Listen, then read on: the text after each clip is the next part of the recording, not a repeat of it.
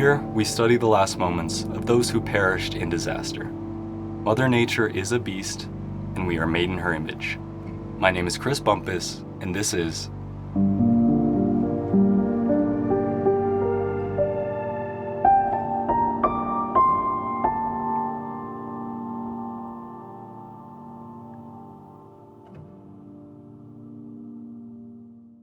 One fallacy of thought that humans are prone to manifests when a person considers an event unlikely or impossible simply because it has never happened.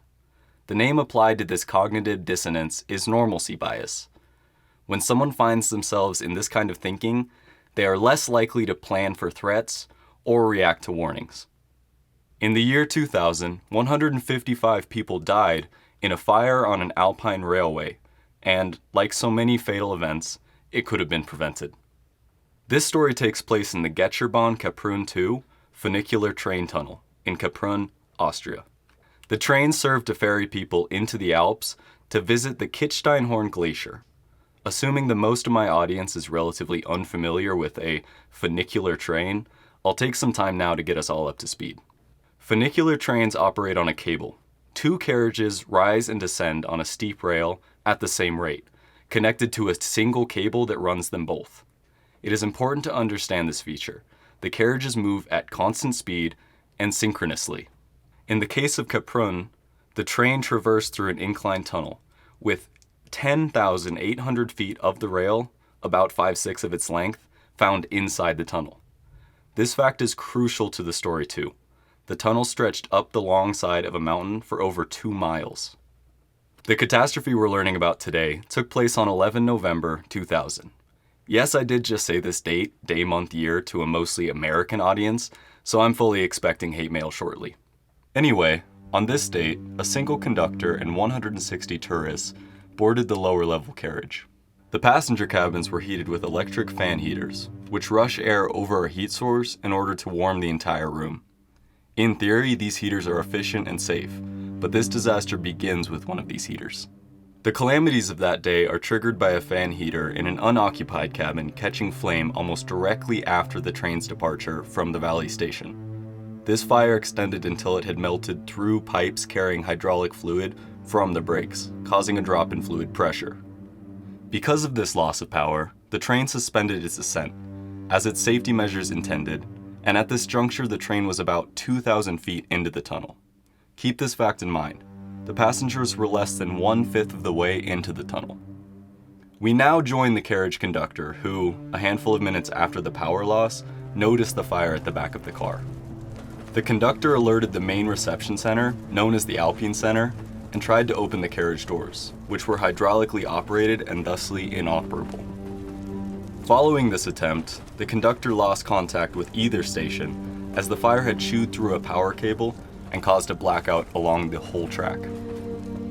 Of course, at this point, conductor and passengers alike were trying to break windows, now their best shot at getting out of the train.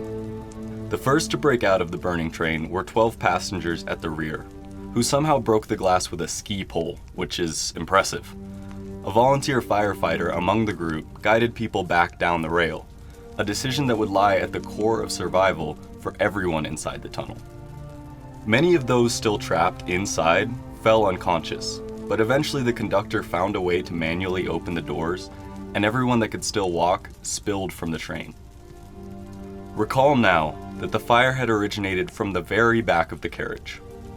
There might not have been a way for everyone left to flee down the tunnel. The fire and smoke inhalation might have induced outright panic. Unfortunately, whatever the explanation, they began to escape up the tunnel. If you think about the structure of a sloping tunnel like the one in Kaprun, a fire is not only going to be a problem because of its burning. The blaze's hunger for oxygen would pull fresh air from the base of the tunnel, and all that would be going up the tunnel from the flames would be smoke, toxins, heat, and then fire. A fireplace functions on a similar principle, relying on the well-known fact that hot air rises. The bittersweet news, a term used in a particular way in this report, is that everyone that died above the burning rail almost surely asphyxiated rather than being engulfed. I in no way mean to cast aspersions toward the decision to run up the track. None can imagine that scenario. though the fact does remain that being above the fire cost those passengers their lives. In addition to the sorrowful loss of those 150 from the ascending carriage, the 2 people on the descending carriage, 1 conductor and 1 passenger, also suffocated. The Alpine Center at the top of the track was evacuated once an employee saw the flames. 4 people were left behind in the station, and while 3 did perish, 1 was later rescued by firefighters. The emergency exit through which the people in the center escaped was left ajar, which intensified the blast furnace-like effect inside the tunnel. Essentially, the cause of the fire came down to different plastic components of the heating, braking, and power systems in the train melting from excessive heat. It was the fan heater that overheated first, and thus caused a ripple effect of malfunction. Believe it or not, the fan heaters used in the train were intended for home use and were ill-suited for the onboard power system. There were certainly other hazardous oversights found in the design of the funicular trains at Kaprun.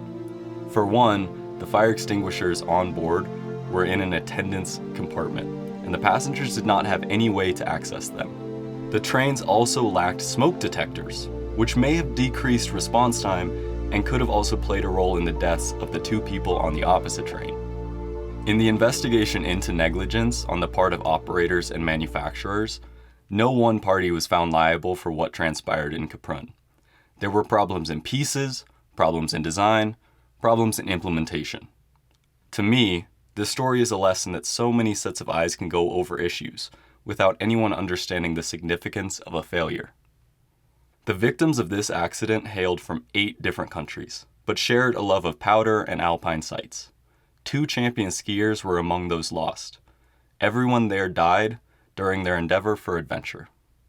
Funicular train experts contest that the designers of this train, and indeed of all those designing trains like it, overlooked the possibility of a fire on board the train because it had never happened before, exhibiting the fallacy that only what has happened will happen. Everything is unprecedented until it happens for the first time, and our constantly changing world does not care about our expectations of normalcy. Sometimes, the consequences of our oversight is loss of human life.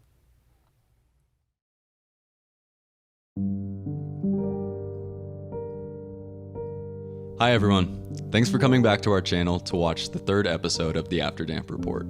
I can acknowledge that this episode might have been a little tougher to watch.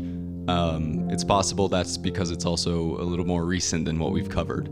I can tell you episode 4 will take us back to the United States, and it will take us back to the 19th century. Speaking of episode 4, I can say as we're recording this that we have already recorded episode 4. It's coming together well. We're really excited to share it with you, so look out for that. As always, please like, comment, subscribe. These things really help us as our channel is getting going. Thanks again for watching, happy Halloween, and I'll see you in a month.